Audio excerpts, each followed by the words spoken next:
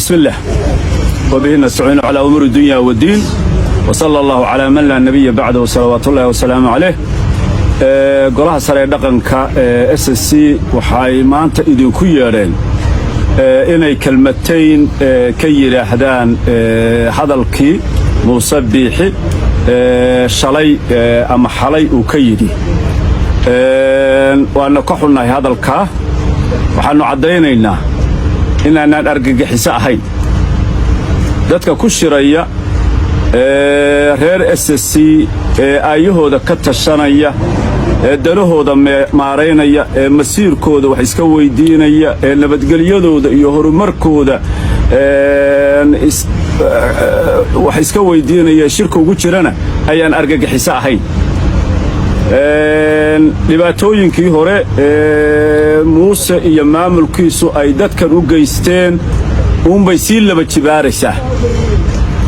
argagixiso ma nihin argagixiso ciidankiisa aan ahayn oo deegaanka iyaga joogana ma ogin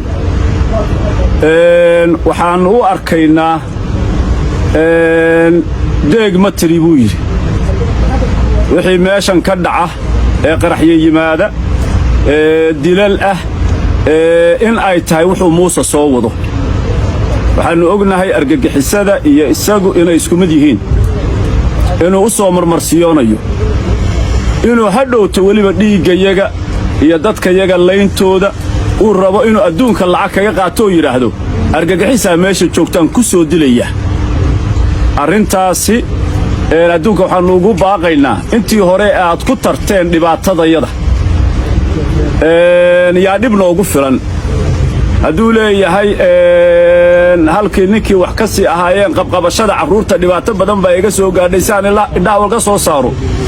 hadeerna uu idin leeyahay suntii indhaha kaga ilmaysiinaysay iyo gaadiidkii aan jiirsiin lahaa isiiya hanoo maqlina annagu ma ogin argagixiso deegaankan joogta ilaahay hadduu kuu roon yahay isagu hadduu og yahayna dee awalba waa ku tuhmaynay inuu isagu dadka meesha dadka ku laayo inuu yahay inuu isagu deegaanka dadka ku laayo awalba waa ku tuhmaynay annagu waxaanu u fadhinaa ayaka tashi waxaanu u fadhinaa noloshayada sidaan u hagaajin lahayn waxaanu ballan qaadaynaa annaga dhibaato naga timid inay darsiyadayada iyo dawladaha dariska aanu la nahay ayaan gaadhay dadka iyaga aanu ku filaan karo deegaanka iyaga aanu ku filaan karo insha Allah tabaaraka wa taala talabaad uu ku baaqay nabadgelyada Soomaalidu waxay tiraahdaan aargooman aargaajaysan yaa reer soo duldegay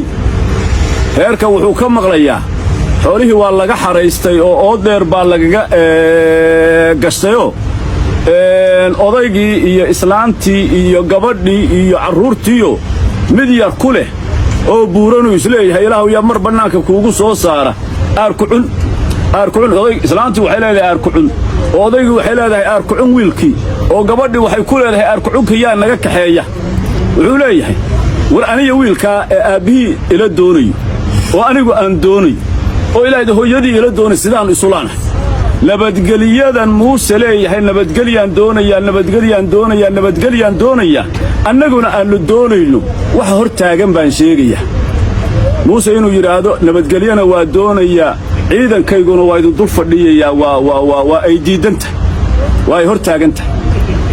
inuu yiraahdo ciidan ku soo daabulo saaka waxaanu haynaa xogtii ciidamo dheeraada oo beelaha isaaq laga soo ururiyay oo deegaanka iyaga lagu soo daabulayo inay jiraan inuu yiraahdo nabadgelyana waa doonaya ciidankii idin leynayana idinka dulqaadi maayo ciidan kalena waa idinku soo ururinaya dee Soomaaliya waa dhageysanaysaa adduunku waa dhageysanayaa kaayagee khaldan oo colaad doonaya kaayageesa nabadgelyo doonaya annaguna waxaanu leenahay walaalow ciidankiina naga kaxaysta guryihiinna ku ceshta dhulka iyaga nooga baxa arrimaha iyaga noo daaya kadibna dad Soomaaliyeed oo darisaynu nahay oo wada hadli karaynaa laakiinse intaad qoorta nooga duuban tihiin aad dadka iyaga dhibaataynaysaan de waxaynu ku wada hadalnaa meesha ma jirtay aan ahayn dhibaatada naga daayo nooga baxa dhulkayga marka intaas fariintaas aan rabnay insha Allah taala in aanu adduunka iyo Soomaali iyo dawladaha dariska iyo kuwa beesha caalamka iyo dawladda hal dawlado Soomaaliyeed baan aqoonsanahay waa dawladda federaalka Soomaaliya aan u gudbinaynaa wabillahi tawfiiq